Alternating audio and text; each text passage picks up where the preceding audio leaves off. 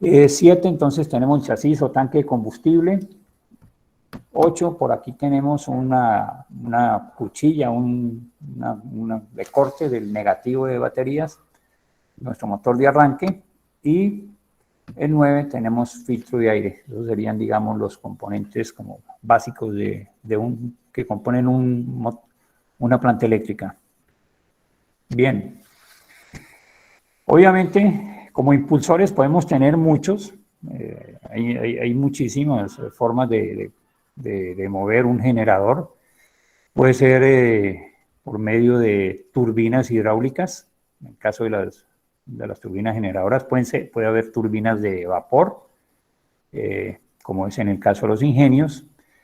Puede haber estos eólicos, generadores eólicos, el aire nos impulsa los generadores. O pueden haber también motores de combustión interna.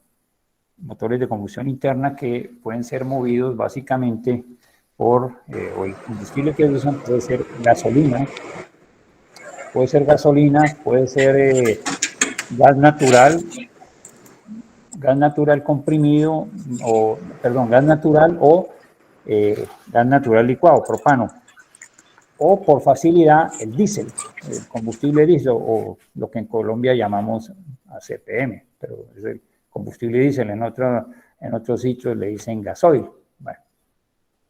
¿Qué es un motor de combustión interna? Llámese, ya sea diésel, gas o gasolina.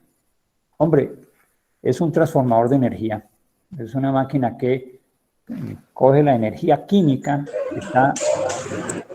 que está contenida en un combustible y la transforma en energía calórica, y esa energía calórica posteriormente la convierte en energía cinética o mecánica, ¿sí?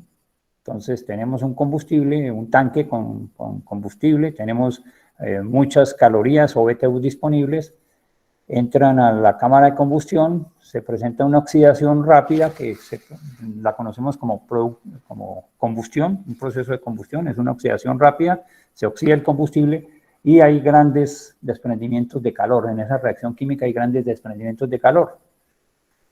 Y entonces, como hay grandes desprendimientos de calor, ese gas que está adentro se presuriza y tiene que mover lo único que puede mover dentro de la cámara de combustión, que es un pistón, y lo expulsa hacia abajo. Como ese pistón está amarrado con una biela al cigüeñal, está conectado con una biela, entonces tenemos el motor, el movimiento lineal del pistón se convierte en movimiento rotativo de un cigüeñal, y entonces ya tenemos energía mecánica, energía cinética aquí en la volante del motor, ¿sí? Entonces ya tenemos aquí en esta volante, tenemos unos caballos o unos kilovatios mecánicos disponibles. Bueno, el combustible mayormente usado hoy día es el combustible diésel, y básicamente es por la facilidad de almacenamiento. Los motores diésel térmicamente son bastante ineficientes todavía. En general, un motor diésel de control mecánico anda por los lados de una eficiencia térmica de un 33%. O sea que de un galón de ACPM de combustible, solamente un tercio lo podemos convertir en trabajo útil. Otro tercio se va a ir por el sistema de escape y otro tercio se va a ir por el sistema de refrigeración del radiador y el aire el calor que por convección, el bloque y el cárter y culatas y múltiples de escape emanan a la atmósfera, ¿sí? Los motores, algunos motores hoy día de gerenciamiento electrónico, que ya tienen gerenciamiento electrónico, turbocargadores, intercoolers y demás, ya pueden alcanzar una eficiencia térmica del orden del 44%. Estos motores, su energía, su potencia se manifiesta en caballos, palabra que está cayendo en desuso, y en las próximas generaciones ya eso será algo anecdótico, expresar en caballos, y cada vez va cogiendo más fuerza expresar la potencia del motor en kilovatios a unas RPMs. Y el factor de conversión es que un caballo de potencia equivale a 746 vatios. 746 vatios. Estos motores, para controlar su velocidad, que finalmente es lo que tienen que controlar, entonces utilizan unos gobernadores de velocidad que pueden ser mecánicos o electrónicos. Cada vez mecánicos son menos, mucho más fácil, entre otras cosas por su complejidad, porque un gobernador mecánico es muy complejo. En las bombas de inyección es bastante complejo, es un mecanismo muy enredado, No se escucha nada. Acá sí escuchamos, sí se escucha, sí se escucha. Oh. Nosotros también, yo también estoy escuchando perfectamente. Sí, así es, se escucha bien. Señor Germán, se escucha bien, señor Germán. Ok, les agradezco mucho. Ya.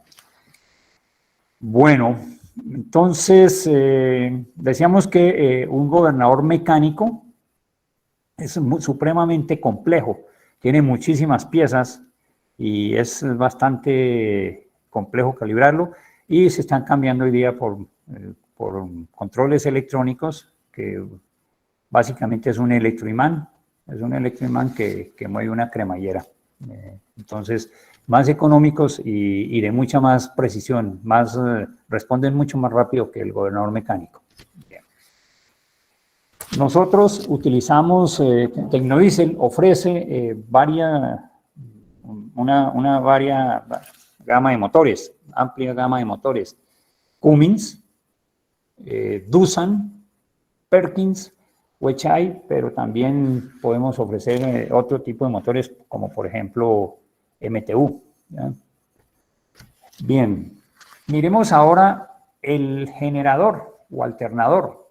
Entonces, nosotros usamos generadores de una sola balinera. Son generadores que disponen de una balinera aquí en la parte trasera del generador. Hay una sola balinera, y aquí adelante en esta parte no lleva balinera, sino que lleva estos discos de acople, y estos discos de acople encajan perfectamente. Aquí ustedes ven que esta volante tiene unas cajas, ¿sí? Unas cajas para acoplar estos discos, y quedan totalmente centrados de tal manera que el eje teórico del cigüeñal coincida con el eje teórico del rotor. ¿Sí? Entonces, ahí de esa manera no apoyamos, no tenemos sino una sola balinera. Este alternador entonces recibe unos kilovatios mecánicos por parte del motor, y su función es entregar unos kilovatios eléctricos. ¿Ya? Él igual no es 100% eficiente, es una máquina que no es 100% eficiente. ¿Por qué? Porque hay unas pérdidas en el generador.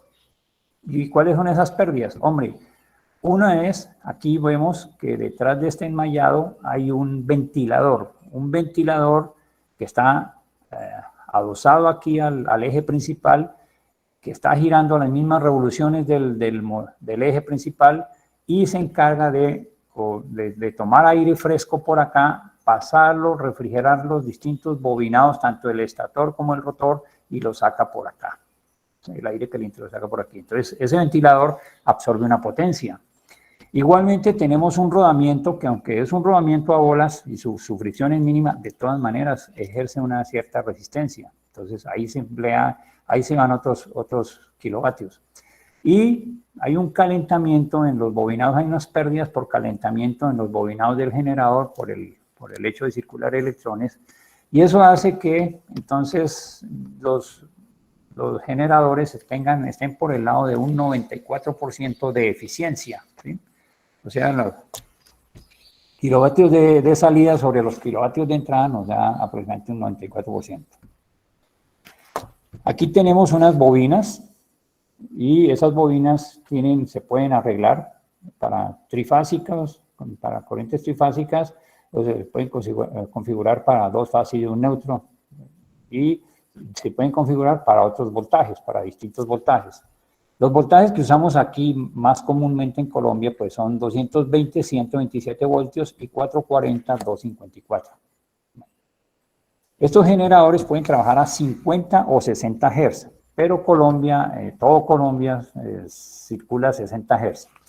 Algunas veces tenemos requerimientos de clientes que necesitan un generador para apoyar una máquina, una máquina especial en una fábrica, porque han importado una máquina de Europa o China o algo así, y en esos países utilizan 50 Hz, entonces el generador puede trabajar a 50 Hz, lo mismo el motor, ¿no? El motor también puede trabajar a 1500 revoluciones. Bueno. Tengamos presente que la frecuencia la suministra el motor diésel, ¿sí? O la suministra el motor propulsor, y el voltaje lo regula el regulador automático de voltaje conocido como ABR. Usamos alternadores sin escobillas. Más adelante vamos a mirar un poquito de eso, los alternadores sin escobillas, ¿sí? Y pueden ser autoexcitados o shunt, lo que llamamos generadores tipo shunt, o con un PMG, que es un generador de imán permanente. La potencia de estos generadores normalmente se expresan en kilovatios o kVA, donde un kilovatio es igual al kVA multiplicado por 0.8 o por el coseno phi o el factor de potencia. Generadores que ofrece Tecnodiesel. Entonces el cliente puede escoger generadores conocidísimos como Stanford, como Leroy Somer o como AOSIF, como es un generador hecho en China, y es parecido, digamos, en su construcción, es muy parecido a Stanford. Entonces, en motores hay varias opciones e igual en generadores. Miremos aquí los componentes principales. Tenemos como una especie de corte del motor donde tenemos un tambor principal, y en ese tambor están montados los bobinados, los bobinados principales del generador. Tenemos por acá el eje principal, y en el eje principal están montadas cuatro polos, ¿sí? Hay montados 4 polos y 4 bobinas. Esas bobinas están conectadas en serie, son bobinas conectadas en serie, y por eso aquí vemos un cable de entrada y un cable de salida. Entonces, aunque tenemos 4 polos, esos polos tienen sus bobinas, están conectadas en serie. Bien. Por aquí atrás tenemos una placa rectificadora que está montada aquí en el eje del generador. Tenemos aquí un bobinado de excitación, ¿sí? Y aquí tenemos el campo de excitación. Entonces el campo es estacionario y los bobinados son rotatorios en este caso. Como dijimos, el regulador, se requiere un ABR, un regulador de voltaje que nos controle el voltaje de salida aquí en bornes del generador, que se encargue de controlar ese voltaje, dependiendo de la carga que haya sobre el generador. Entonces vemos que este regulador de voltaje está alimentado con unas líneas de color azul, una línea de color violeta.